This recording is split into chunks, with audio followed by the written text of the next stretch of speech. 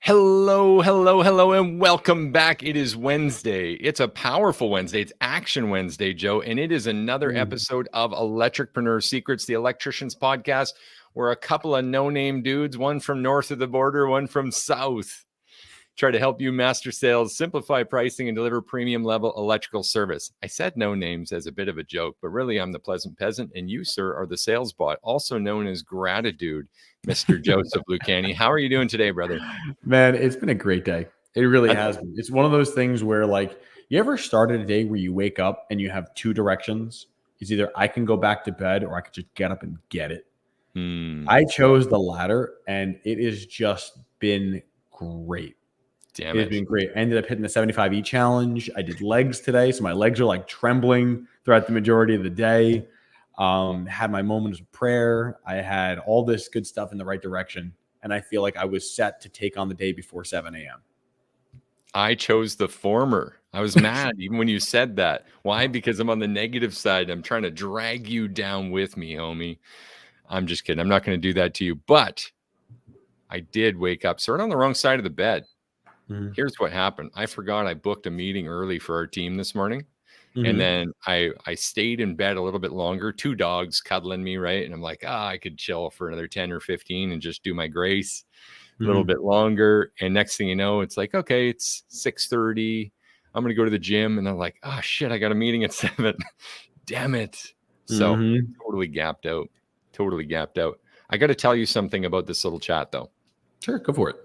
Yesterday was the first time I got on a call with someone, might have been Monday, actually, where they said, I asked them if they listen to the podcast often. And they're like, you know what? I tried once. I got a few minutes in, but you guys were just shooting the shit. So I left. That's the first time that's happened. So if you're with us engaging live right now, I need you to help me with a quick vote. If you're live in the Electripreneur Secrets Facebook group, then tell us, do you want more bullshitting or less bullshitting and just more straight to the facts? We'll adjust. We can adjust. Anyway. At the end of the day, we're here to serve. Obviously, we enjoy our time together. I get to talk to my best friend and a partner on a regular basis. I'm a happy man anytime I have the opportunity to BS with you, man. Likewise. Hey, man, living a passion here. Definitely a bit of a passion project mixed with really, really helping people. As per one of our listeners who I mentioned yesterday, and I didn't have the number down, it was $14,300 sale. And that was his mid or high tier take. But either way, it was this full, beautiful message from our friend Bailey, who said, hey, you guys truly give away too much. I don't know how you do this, but thank you so much. And I got to have a little meeting with Bailey yesterday. I'm super appreciative of everyone who just takes action on this stuff and starts seeing the wins, because you're the heroes. We're just offering a little bit of guidance, helping any way we can. Yeah. No one ever thanks the GPS. You know what I mean? Like, at the end of the day, when you say I'm getting in the car and I'm going somewhere, you don't say the GPS got you there, but it made it a hell of a lot easier to do so than going blind and going back in the 90s and taking MapQuest. You know what I mean? So, like, I get it. I understand where we're coming from. And Bailey, I respect you, brother. I'm really glad that you had some success, as well as everyone else in the background that's listening, took something away and was able to make some wins out of it.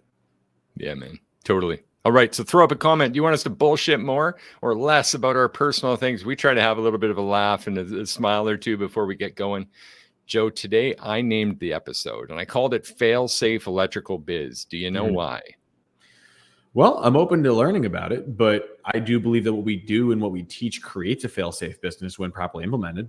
That's a good take on it, man. I'm going to lead right into that.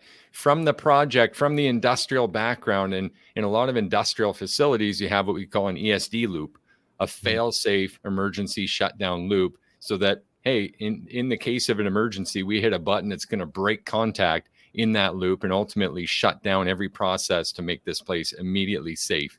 In case of a gas leak, in case of, any situation, human personnel emergency. Here's how I want to relate that into your business.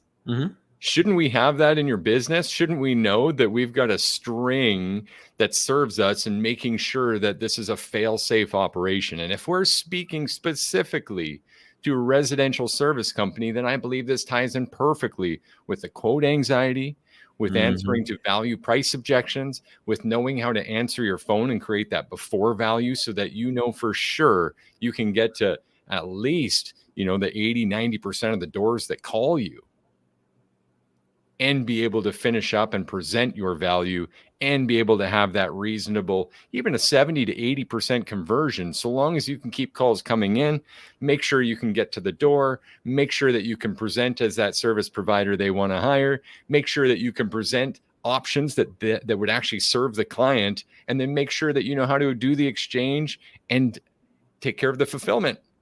Mm-hmm. Can we try to fit that all in one podcast episode?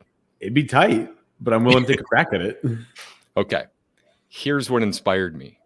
I think just this morning when I dropped in on class, this topic came up, and it comes up time to time. We've talked about it before. Let's hit it again.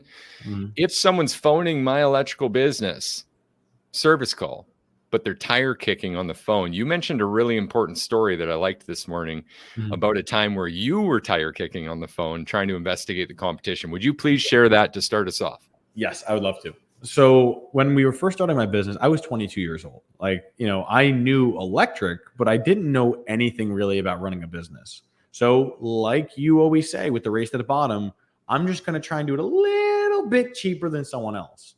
So what we did was I remember sitting in my house trying to look up on the computer all the people in our area. And I was making calls and saying, hey, I'm getting a quote for a generator, and I'm just trying to get like a ballpark estimate of what you guys might be at so I know how to proceed. And a lot of times people would just be like, yeah, we're about this. And they would just give me a range with no name, no where are you located, no what are you looking to do, nothing. Just, it's about this much. You're looking for an automatic? Go. Just a brief timeout to say, obviously, that's not the way to proceed if you're running your company, running your phones. Please do not give them a price over the phone. Continue, my brother. 100%. So what I found was that when I was asked certain questions, it caused me to pause. And the questions weren't actually ones that you'd think would cause you to stumble.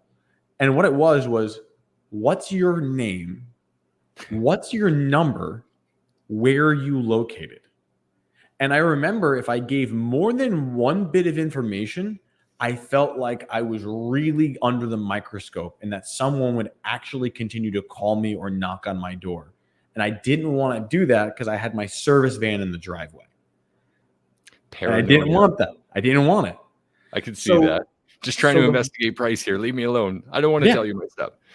So the thing is I actually had a situation like that happen where eventually I gave the guy my number and he just kept calling until I eventually was like, hey man, I went with someone else. I got a cheaper price. Sorry.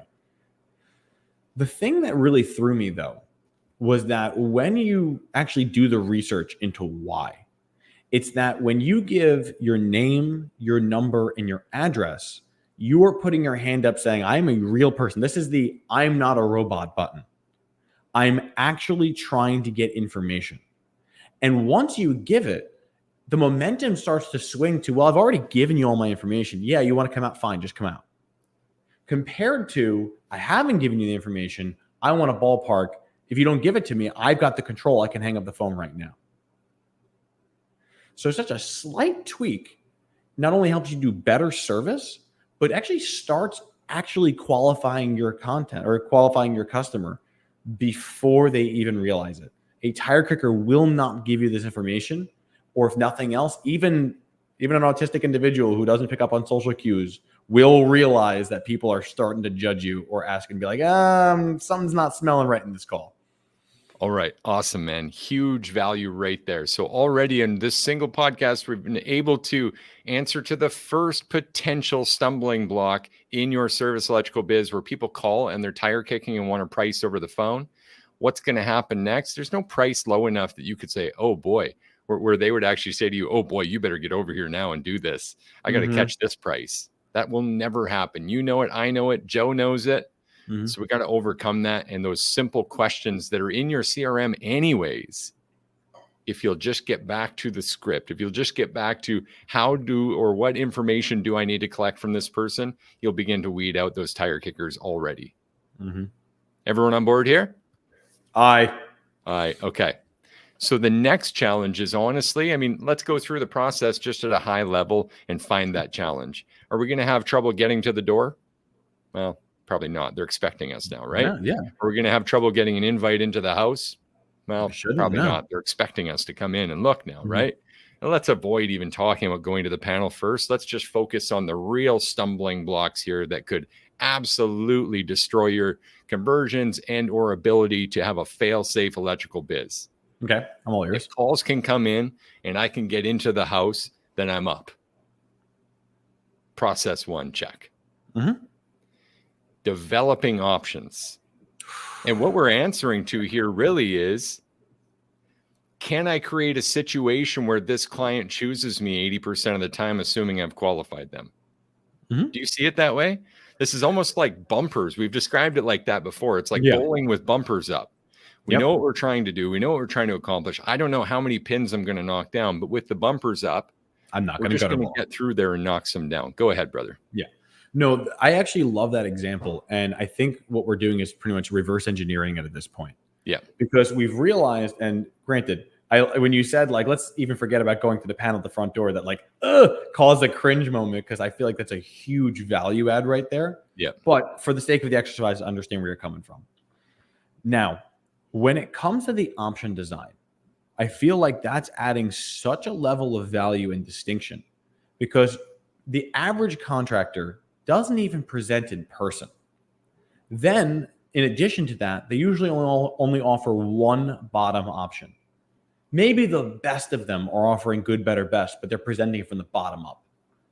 When we can learn how to design options that not only focus on the immediate thing they called me for, it connects to say what else is directly related to what you called me for, acknowledging what's already good in the home, and then being able to directly tie the what else we found. Mhm. Now we're creating a situation to where we're able to emotionally engage with the customer on a relevant finding that improves their quality of life, their convenience, or their safety. At that point, very few people will say, no, I don't value quality. No, I don't value reliability. No, I don't value safety. If nothing else, you've earned the right to them to turn their ear to you.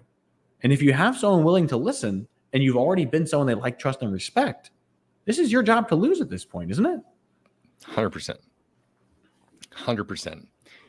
By creating those options, obviously, just to summarize that, you're creating a greater potential for anyone who you've qualified to work with you. Mm-hmm. So the challenge just is, at this point, can I create options? 3 to 6 even. Let's back it up again. I'm going to violate our own concerns here and saying, like, yeah, we want you to do 6, but even 3 to 6, like options. I'm going to commit to options, and I'm going to commit to presenting in person. Mm-hmm. Are we That's a more key. fail-safe operation at this point? The thing you just said there was huge. Okay.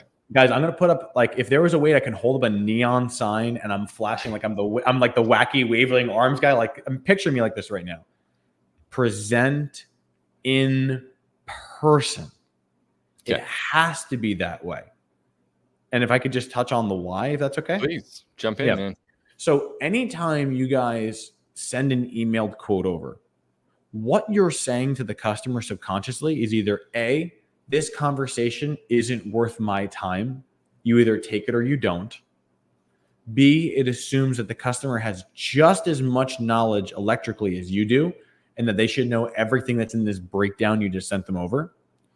And 3, it shows how little you actually care about getting this job.